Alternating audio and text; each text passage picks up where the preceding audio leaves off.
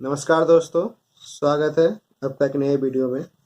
पिछले वीडियो में हम लोग क्वार्टाइल डिवीजन के बारे में सीखे थे। क्वार्टाइल डिवीजन में डिस्क्रीट सीरीज से का क्वेश्चन आएगा तो किस प्रकार से सॉल्व करते हैं। इस वीडियो में हम लोग क्वार्टाइल डिवीजन ही निकालना सीखेंगे, लेकिन अगर क्वेश्चन कंटिन्यूस सीरीज में आए तो कैसे सॉल्व करते हैं, चलिए देखते हैं।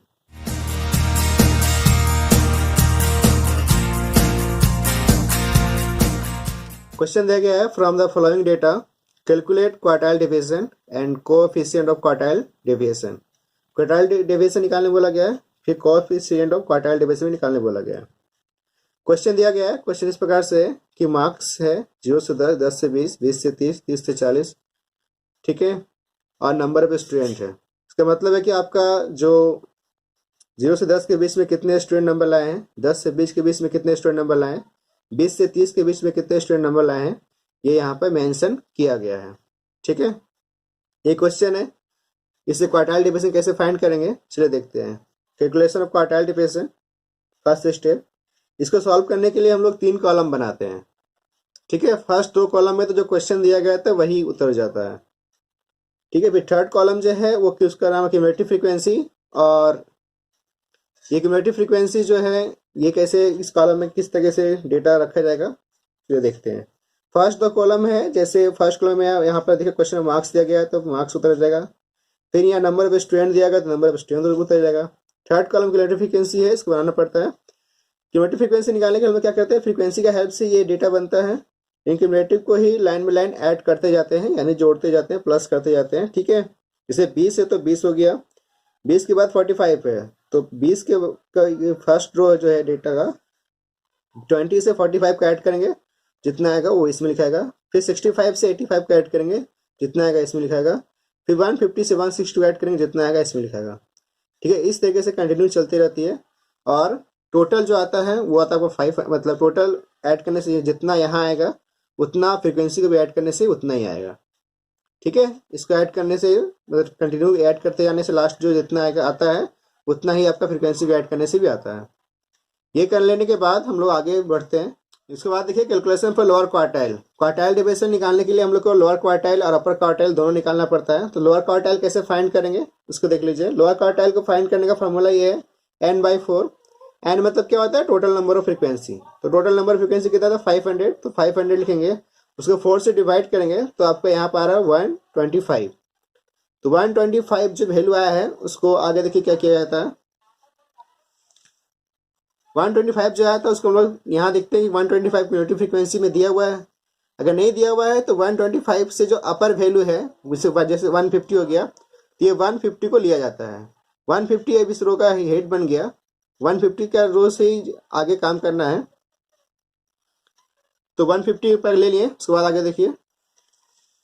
उसके बाद Q1 का फार्मूला होता है आपका L plus n/4 minus F capital F, ठीक है, बाई स्मॉल f जिसको फ्रीक्वेंसी कहते हैं, इंटू आई।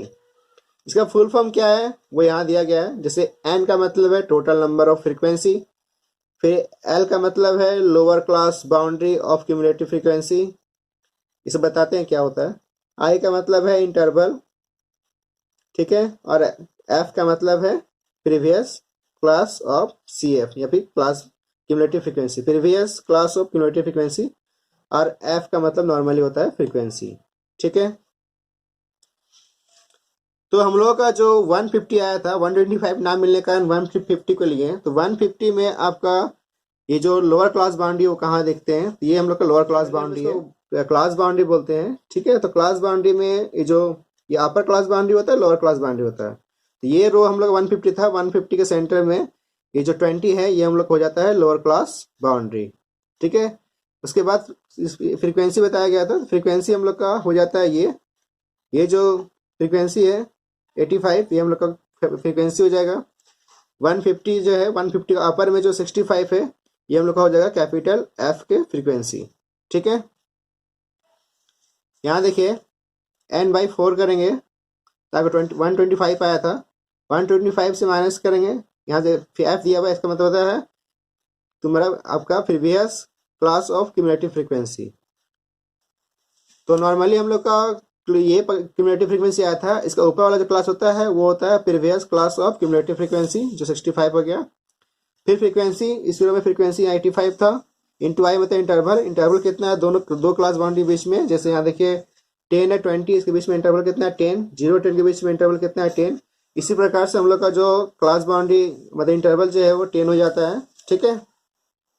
उसके बाद हम लोग करते क्या आगे देखिए, डेटा लेने के बाद पहले इसको माइनस किया जाता है, माइनस करने के बाद इसको डिवाइड करेंगे, डिवाइड करने के बाद हम लोग इसका इंटू करते हैं, और इंटू करने के बाद कितना आ रहा है 600 का फिर हम लोग डिवाइड करते हैं 85 से, तो आपका यहाँ पे निकल के आ रहा है 7.05। फिर 7.05 को ऐड करते हैं 20 से, जो उसके बाद आपका जो Q1 निकल जाता है वो आपका होता है 27.06, ठीक है। डेटा पुट कर लेने के बाद पहले माइनस के बाद इंटू करने के बाद फिर डिवाइड करेंगे, ठीक है। डिवाइड करने के बाद आ रहा है 7.05, उसी को लास्ट में ऐड कर देंगे लोअर क्लास बाउंड्री के साथ, तो जो आंसर आएगा वो आएगा आपका Q1, ठीक है। उसके बाद Q1 के बाद Q3 निकालते हैं, किस प्रकार उसको देख Q3 कैसे निकालते हैं। तो calculation for upper quartile Q3, इसका फॉर्मूला होता है ब्रैकेट में n/4 फिर इंटू आई। तो n का वैल्यू कितना था 500, total number of frequency add करने से ही आया था।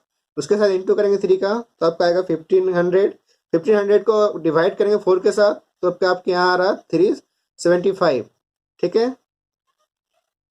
375 का वैल्यू क्यूमुलेटिव फ्रीक्वेंसी में कहाँ है, जब उसको देख लेते हैं। देखिए 375 तो यहाँ नहीं है, 20 65 150 फिर 300 के बाद 380 है। तो 380 जो है वो हम लोग का मेन रो हो जाता है Q3 निकालने के लिए, ठीक है। तो Q3 में इसका ऊपर का जो है वो होगा आपका क्यूमुलेटिव फ्रीक्वेंसी, ऊपर का पार्ट 310, और इसी रो में जो 70 है वो हम लोग का फ्रीक्वेंसी बन जाएगा, और इसी रो में जो क्लास बाउंड्री का जो लोअर क्लास बाउंड्री है 40, वो हम लोग का लोअर क्लास बाउंड्री बन जाएगा। इस तरह से डेटा हम लोग लेते हैं, फिर आगे सॉल्व करते हैं।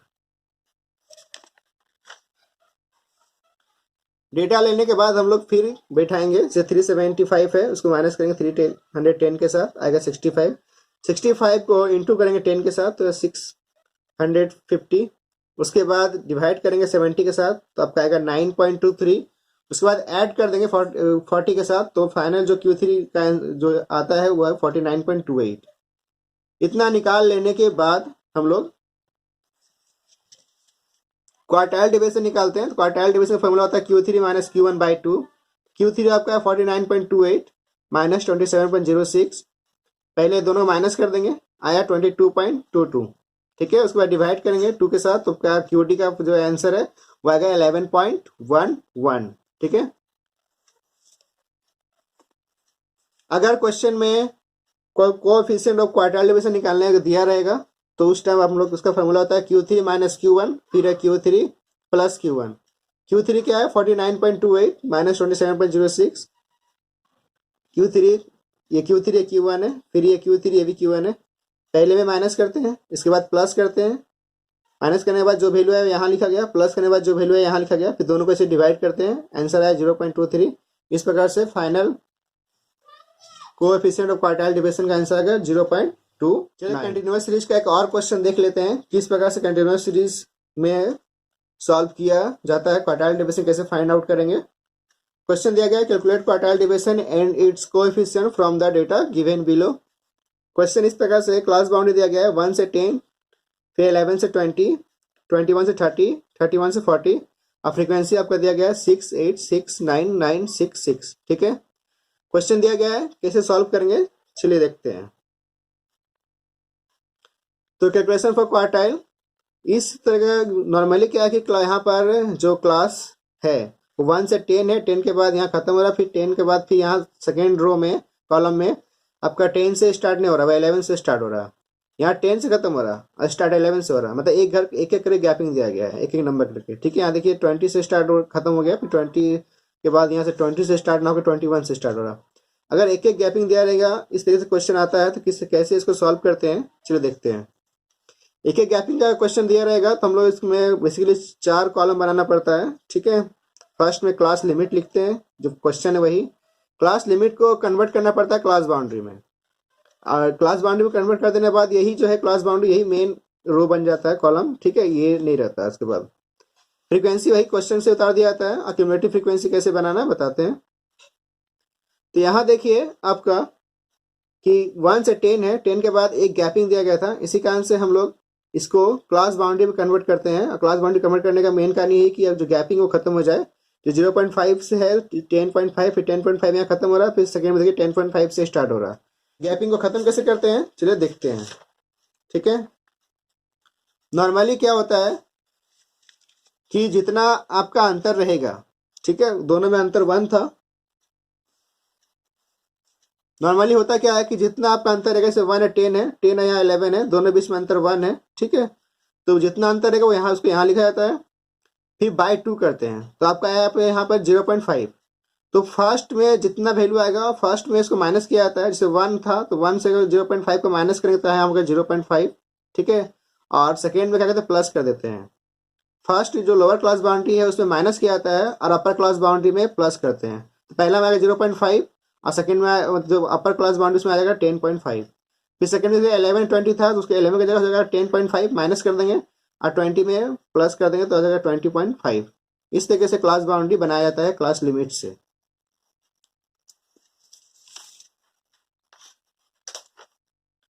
तो 0.5 हो गया। ठीक है, फिर 10.5, फिर 10.5 से फिर 20.5, 20.5 से 30.5, इस तरीके से क्लास बाउंड्री बन गया।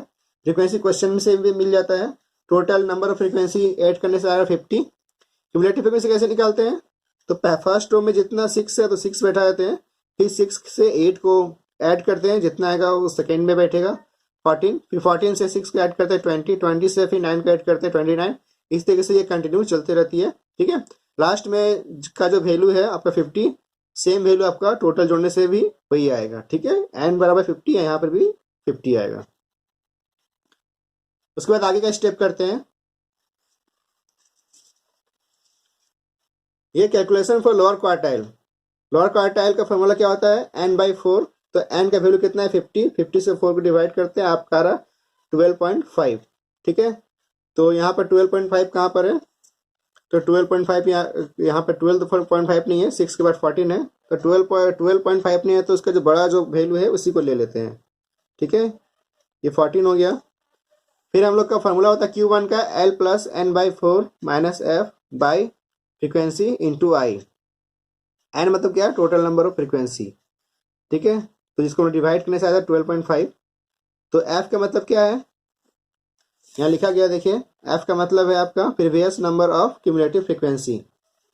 तो क्यूमुलेटिव फ्रीक्वेंसी कितना आया था 14 का ऊपर का जो घर है वो हम लोग का है previous number of cumulative frequency, ये आपका है 6। ठीक है, और इस रो में फ्रीक्वेंसी कितना है आपका 8 है, और लोअर क्लास बाउंड्री कितना है वो आपका है 10.5। ठीक है, ये इस घर को अब नहीं लेते हैं, इस घर से ये नया घर बना है क्लास बाउंड्री, तो इसी को लिया जाता है। ठीक है,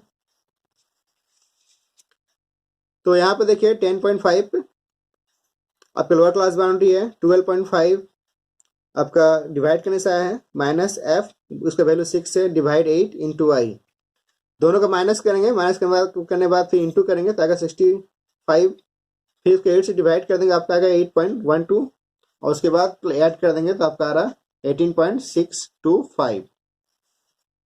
ठीक है, इस प्रकार से Q1 का वैल्यू जाता है 18.625। Q1 निकाल लेने के बाद Q3 निकालते हैं, तो उसका फॉर्मूला क्या होता है आपका 3 इंटू n/4। तो पहले इसको इंटू करते हैं, n तो का वैल्यू टोटल नंबर फ्रीक्वेंसी 50 है, इंटू करेंगे 150 आएगा, उसको 4 से डिवाइड करेंगे, यहाँ आपका आ गया 37.5। ठीक है, 37.5 क्यूमुलेटिव फ्रीक्वेंसी में कहाँ है देख लेते हैं। तो 37.5, तो यहाँ पर 6 है, 14, 20, 29, 38, 37 नहीं है तो 38 उसका आगे का वैल्यू वो ले लेते हैं। ये हम लोग का मेन रो हो जाता है Q3 निकालने के लिए। इसका ऊपर का जो घर है वो क्यूमुलेटिव फ्रीक्वेंसी होता है, इसको हम लोग एफ से डिनोट करते हैं। ठीक है, 38 है, 38 का यहाँ पे इस रो में देखिए फ्रीक्वेंसी कितना है 9, और लोअर क्लास बाउंड्री कितना है इसका वो है 40.5। ठीक है, तो ये डेटा हम लोग को ले आता है, 1 2 3 4 डेटा मिलता है। ये फ्रीक्वेंसी हो गया, ये आपका क्यूमुलेटिव फ्रीक्वेंसी हो गया, ये क्यूमुलेटिव फ्रीक्वेंसी का अपर घर हो गया। ठीक है, फिर VS उसको बोलते हैं, ये हो गया लोअर क्लास बाउंड्री। तो डेटा लेने के बाद से आपका 4 से डिवाइड किया 37.5 आया था, प्रीवियस जो फ्रीक्वेंसी है वो 29 निकला, और फ्रीक्वेंसी जो था वो 9, इंटरवल कितना दोनों घर के बीच में क्लास बाउंड्री में 10, और लोअर क्लास बाउंड्री कितना था 40.5। डेटा लेने के बाद पहले इसको माइनस किया जाता है, आया 8.5। 8.5 आने से फिर इंटरवल से इंटू करते हैं इसको, तो आपका 85। 85 को डिवाइड करते हैं 9 से, तो आपका आया 9.4। और 9.4 के साथ 40.5 जो क्लास बाउंड्री है उसके साथ ऐड कर देते हैं, तो फाइनल जो Q3 निकल के आता है वो है 49.94। इतना कर लेने बाद क्वार्टाइल डिवीजन निकालते हैं। तो कैलकुलेशन फॉर क्वार्टाइल डिवीजन, ठीक है, इसका फॉर्मूला था Q3 माइनस Q1/2। Q3 का वैल्यू था 49.94 माइनस 18.62, दोनों का माइनस करेंगे तो आपका आएगा 31.32। दो से डिवाइड कर देंगे तो आपका यहाँ पे 15.66। ठीक है, इसके बाद कोएफिशिएंट ऑफ क्वार्टाइल डिवीजन, यहाँ पे इसका जो फॉर्मूला है Q3 minus Q1, Q3 plus Q1, दोनों का वैल्यू बैठा करके पहले माइनस करेंगे, फिर यहाँ प्लस कर देंगे, फिर दोनों डिवाइड कर देंगे। जो आंसर आया वो आपका 0.456। तो final answer 0.456 coefficient of quartile division का। क्वार्टाइल डिवीजन का आंसर ये है, कोएफिशिएंट ऑफ क्वार्टाइल डिवीजन का आंसर ये है। ठीक है।